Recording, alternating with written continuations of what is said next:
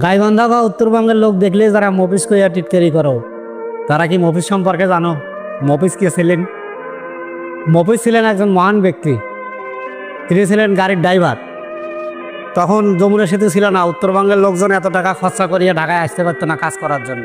তখন সকালবেলা গিয়া দিন মজুর যারা দুবেলা খাইতে পারে না, ভাড়া দিয়ে ঢাকা আসতে পারে না, তার বাড়িতে গিয়ে বয়ে থাকছো যে আমাদের একটু বাজারের ভিতরে দাঁড় করাইয়া বা উপরে উঠাইয়া ঢাকা পৌঁছান, আমরা একটু কাজ করিয়া খাইতে চাই।